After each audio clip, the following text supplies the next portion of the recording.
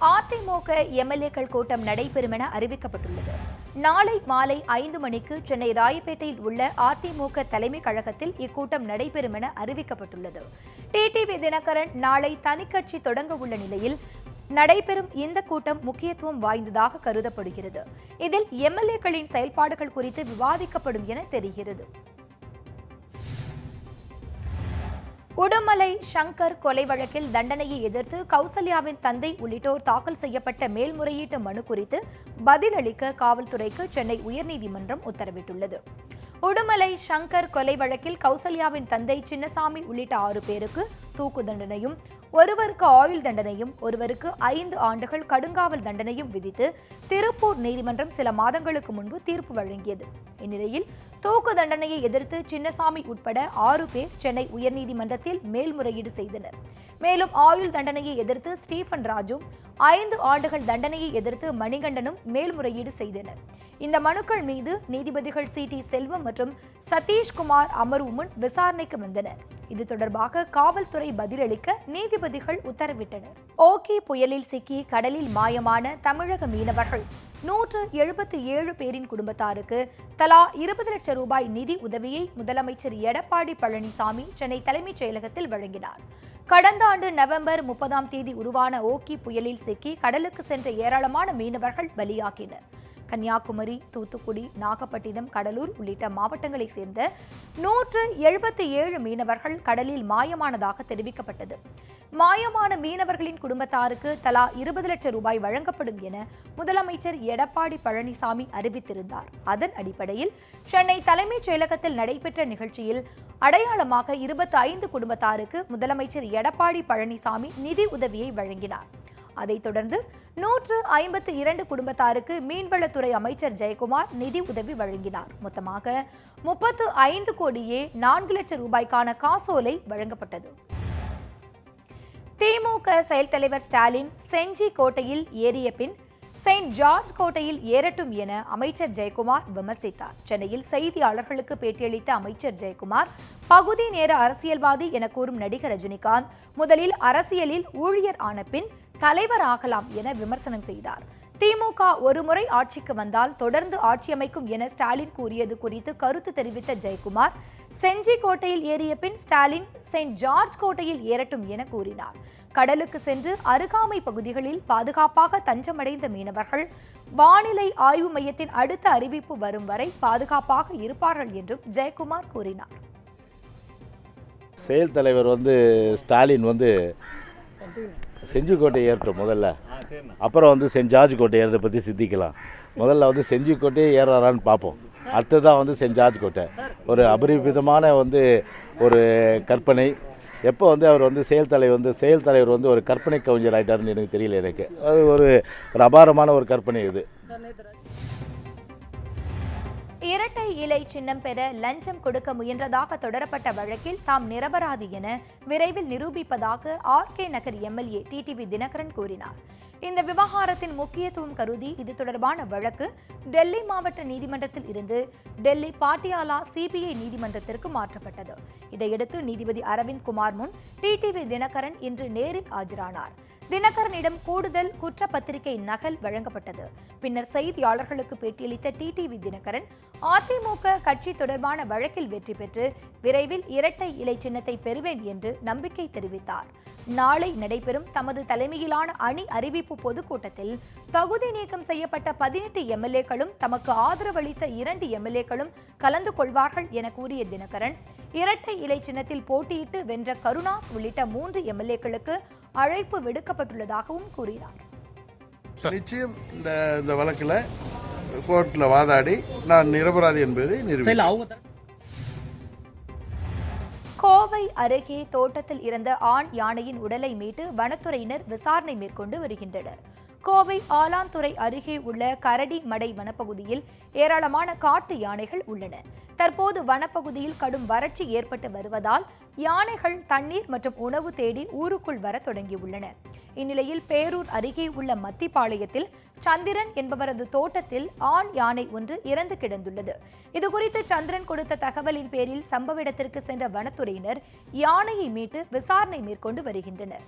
தோட்டத்தின் அருகே மின்வேலி உள்ளதால் இதில் சிக்கி யானை பலியாகி இருக்கலாம் என அதிகாரிகள் கூறியுள்ளனர். கன்னியாகுமரி அருகே ரயில் என்ஜின் தடம் புரண்டதால் மும்பை, கொச்சுவேலி, குருவாயூர் செல்லும் ரயில்கள் தாமதமாக இயக்கப்படும் என அறிவிக்கப்பட்டுள்ளது. கோட்டாறு ரயில் நிலையத்தில் கோயம்புத்தூர் பயணிகள் ரயிலின் பெட்டிகளை இணைக்க ரயில் யார்டில் இருந்து என்ஜின் கொண்டு வரப்பட்டது. என்ஜின் குறிப்பிட்ட புள்ளியில் நிறுத்தப்பட வேண்டும் என்ற விதிமுறை உள்ள நிலையில் என்ஜினை இயக்கியவர் குறிப்பிட்ட இடத்தில் நிறுத்தவில்லை என்று கூறப்படுகிறது. இதனால் என்ஜின் தடம் புரண்டது. என்ஜினை மீட்க குறைந்தபட்சம் 6 மணி நேரம் ஆகும் என ரயில்வே தரப்பில் கூறப்பட்டுள்ளது. இதனால் நாகர்கோயில் ரயில் நிலையத்தில் இருந்து மும்பை, கோயம்புத்தூர், கொச்சுவேலி பயணிகள் ரயில்கள் தாமதமாக புறப்பட்டு செல்லும் என அறிவிக்கப்பட்டுள்ளது.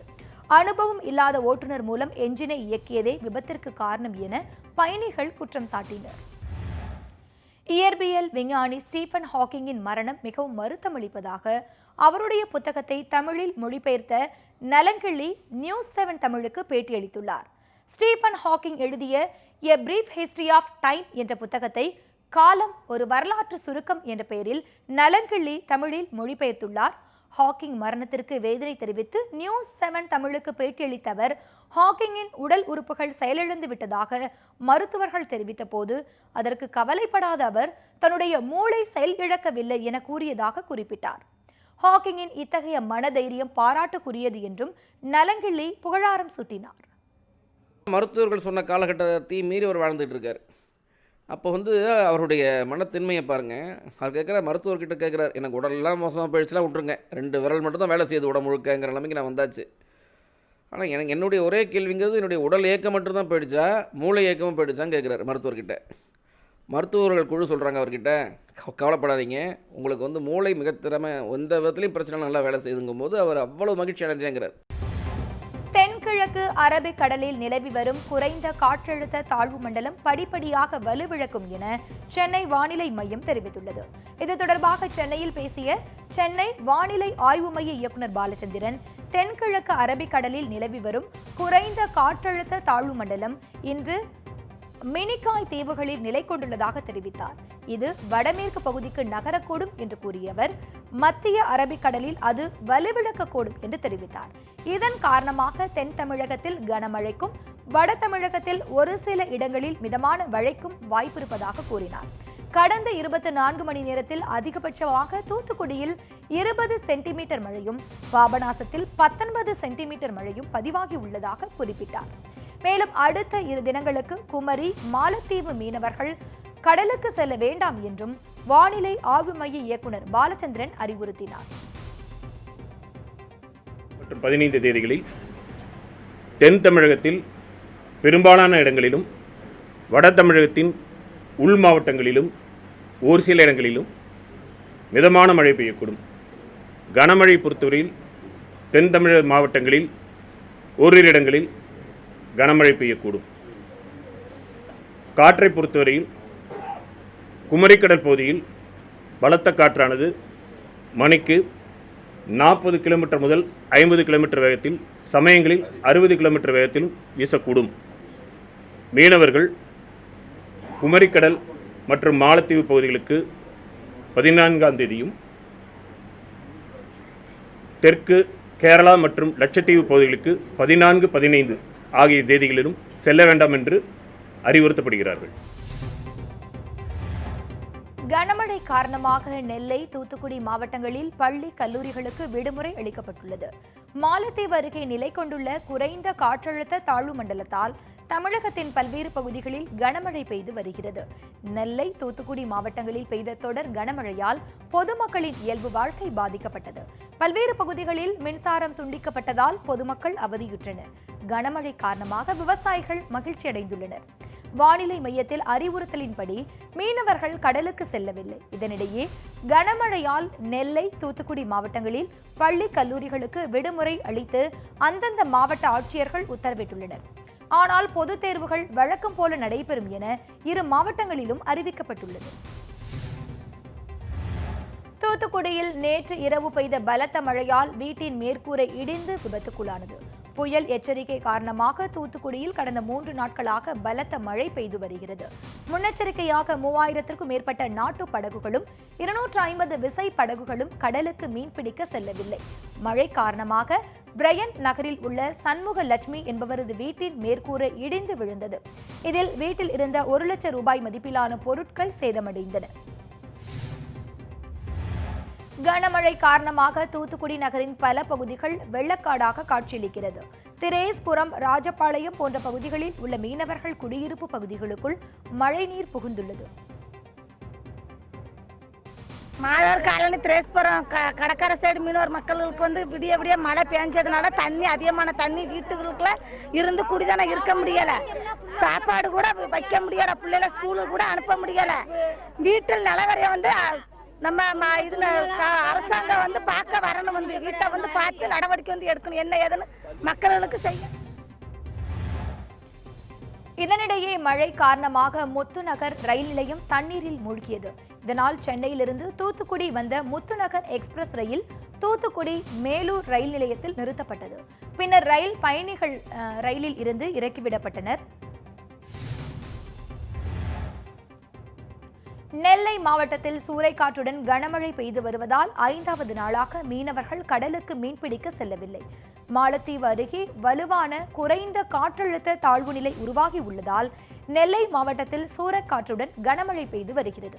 இதனால் நெல்லை மாவட்டத்தில் உள்ள இடிந்தகரை, உவரி, கூத்தன்குழி, பெருமணல், கூட்டப்பனை உட்பட 12 கிராமங்களை சேர்ந்த மீனவர்கள் கடலுக்கு செல்லவில்லை.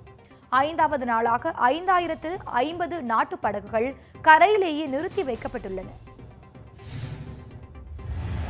வேதாரண்யம் பகுதியில் கடல் சீற்றமாக காணப்படுவதால் 5000 மீனவர்கள் கடலுக்கு செல்லவில்லை. கோடியக்கரை, ஆறுகாட்டுத்துறை, மணியன் தீவு உள்ளிட்ட பகுதிகளில் 1000க்கும் மேற்பட்ட ஃபைபர் படகுகள் கரையில் பாதுகாப்பாக நிறுத்தி வைக்கப்பட்டுள்ளன. 5-6 நாளாக போட்டு போய் எதுவும் போகவே இல்லை. இதனால் மீன்பிடி வாழ்வாதாரம் வந்து குறைஞ்சிட்டு இருக்கு.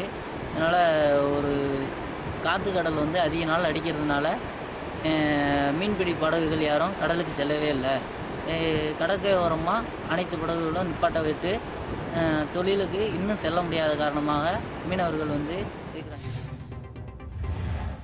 வானிலை ஆய்வு மையத்தின் எச்சரிக்கையை தொடர்ந்து புதுச்சேரியிலும் மீனவர்கள் கடலுக்கு மீன்பிடிக்க செல்லவில்லை. இதனால் 100க்கும் மேற்பட்ட விசை படகுகள் தேங்காய் திட்டு மீன்பிடி துறைமுகத்தில் நிறுத்தி வைக்கப்பட்டுள்ளன. கடலோரத்தில் வசிக்கும் மீனவர்கள் பாதுகாப்பாக இருக்கும்படி புதுச்சேரி மாவட்ட நிர்வாகம் சார்பில் எச்சரிக்கை விடுக்கப்பட்டுள்ளது. மேலும் அண்மை செய்திகளுக்கு தொடர்ந்து இணைந்திருங்கள். இது நியூஸ் 7 தமிழ்.